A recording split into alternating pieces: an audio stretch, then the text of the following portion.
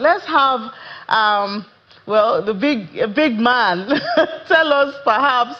This man has his ears close to the ground in the market and outside the market. So let's find out what Mr. Rewane can tell us about what's going on in this market. When will this bleeding end? Mr. Rewane, good morning. This is getting too much. Is this more than the IPO preparation? It's really, really hurting. And I'm wearing red again today. Oh, yes. When the analyst is wearing red, it means that there's blood on the streets. Oh my God! So there's blood in the streets. So thank you very much for having me this morning. But the reality is that the market, you know, what we've seen, and you have to look at it in context. If you bought the market in January, you got a gain 45% by now. But if you bought in early May or late April, when the market capitalization was 162 trillion naira, and now you're down to 144, 143, you have lost about 11.5% from that peak. And the way analysts look at this thing, if the first 10% loss is what we call a correction. The second 10%, which takes you to 20% loss, is what we call a bear market. And then if it gets to 40%, then there's a crash. So the question is this market, where is this market going and why? So it's a combination of factors. There are fundamental factors and there are technical factors, which is sentiment. So fundamentally, what drives the price of the stock is the earnings. We know that first quarter earnings have been out and they were good. Second quarter ended only yesterday. So and first half. So we won't get those results till the end of this month. So whatever is happening now is more of speculation rather than fundamental. Now, why is it so? But one thing we must look at is that people are factoring in with their expectations. It is true that there will be an IPO of the Dangote Refinery sometime in September. It is true that there's a private placement that is taking place right now.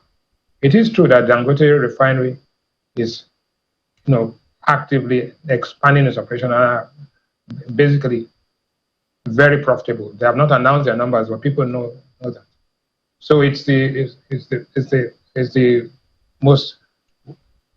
greatest bride in town, right? So two things we must note: the pension funds have been given clearance to buy an IPO for the Dangote Refinery IPO. That's new, right? And if a pension fund has a portfolio that includes cash, corporate bonds, government bonds, and equities. So what are they doing? And the total assets of the pension funds are about 35 trillion naira. So if they stop buying shares because they are keeping their powder dry to buy into the IPO, it means the demand for shares is dropping. On the other hand, the supply of shares has increased because obviously the banks have made their capitalization, and so supply has increased, demand is being restricted, therefore price goes down. Is this price drop, is it temporary or is it fundamental? I would say that the correction is here. I don't think it gets to a bear market, but it is true that people are holding their fire. And it is also true that if people are selling stocks, not because the stocks are unprofitable or bad, but they are selling stocks that have liquidity. So if I want to sell some stocks that are not liquid, it means that there's no effective demand for those stocks. And so you see that this is happening. And if you look at the average dividend yield for the bellwether, what we call the bellwether stocks, the average dividend yield is something like almost 4%, compared to a treasury bill return of about 16%, right? So it doesn't make sense. I'm making 4 times my money if I put it in treasury bills than taking a position on equities at this time. So my call here is that yes, a lot of people are holding back their cash so that they don't go and sink it in. A lot of people are not buying stocks, and then also the daily turnover has dropped by over 40 or 50%. So if the turnover is dropping and the prices are dropping, it does not mean, it means that investors are tentative. Why are they tentative? Two things will happen. One, OPEC will have their meeting on the 5th, and we'll know that. But inflation numbers are coming out on the 15th, and the Nigerian Central Bank MPC meets on the 21st of July, followed quickly by the Bank of England, and then followed by the Federal Reserve. This will tell you that investors are very tentative, and they're having, one, tentativeness and jitters. Two, they do not know. This guy from France, from Cofres, was just talking about the fallout from the Iran-US war. Does a truce mean a seizure of fighting, or does a ceasefire, does a memorandum of understanding mean an agreement to stop fighting? So we know that. So what is uncertain?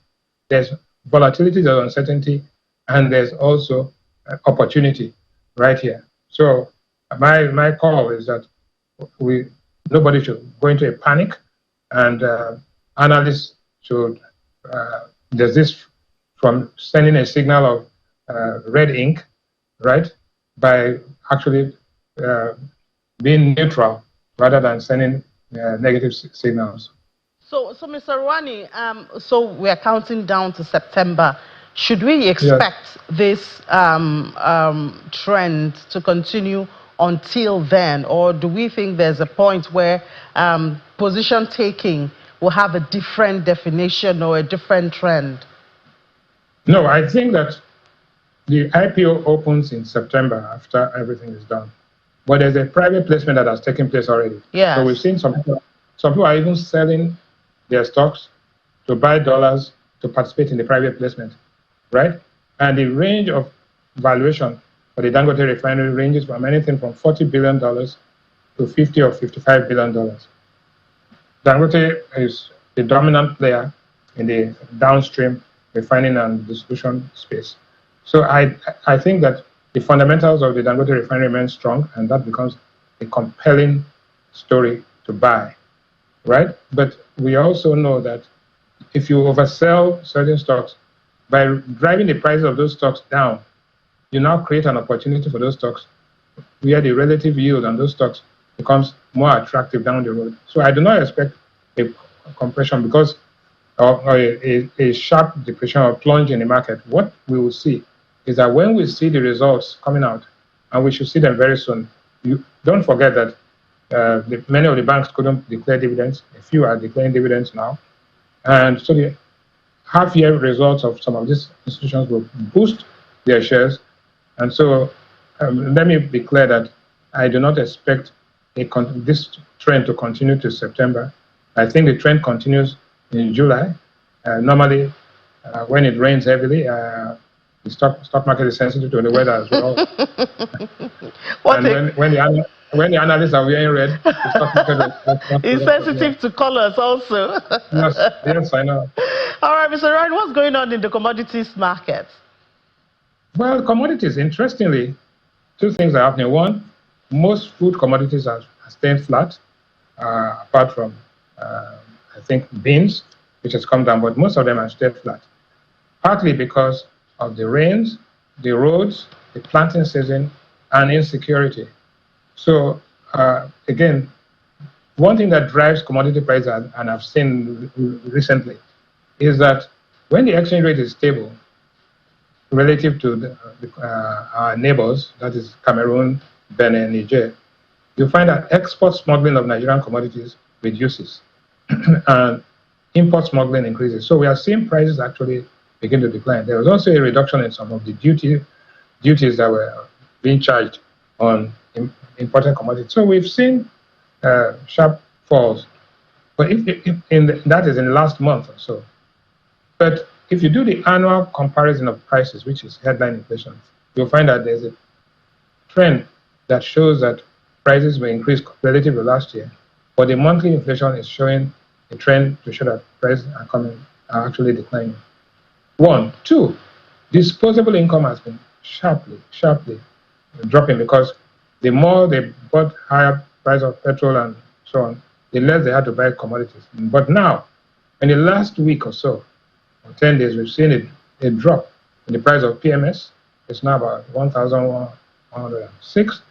And we are hearing rumors that the price of petrol and diesel and jet fuel is going to drop again today or tomorrow, because you never know what's going to happen. But as the global price of oil has been falling, so also those who are importing will have asking to bring down the price. But the Dangote Refinery, who is the price leader, right, is also bringing down prices.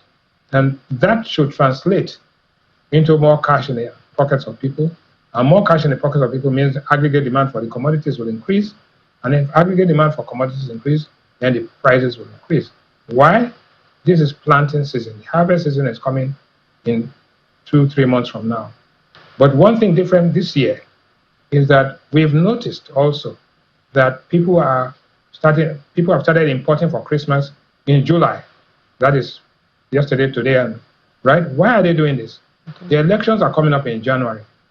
And if you wait late, so Christmas, you're going to have a very tumultuous Christmas, very interesting Christmas, because people are celebrating Christmas and preparing for the elections. So we are seeing an increase in activity now in July. And if you look at what the IBTC PMI showed yesterday, it showed an expansion to 54. And normally that it's a time when it should be contracting. And I can say categorically that it is because people are anticipating and trying to do everything for Christmas early. So you're going to have preparation for Christmas in July and August. And so that's the thing driving the commodities. 1, planting season. 2, the rainfall. 3, imported commodities because of Christmas coming, preparation of Christmas being early. And one data that the ships awaiting berth in the month of May were 23 in the ports in Nigeria. But in the month of June, they've gone up to 25. So that is a 10% increase in the ships awaiting berth. Why? These ships are not carrying people, the ships are carrying commodities. And that is what is affecting it.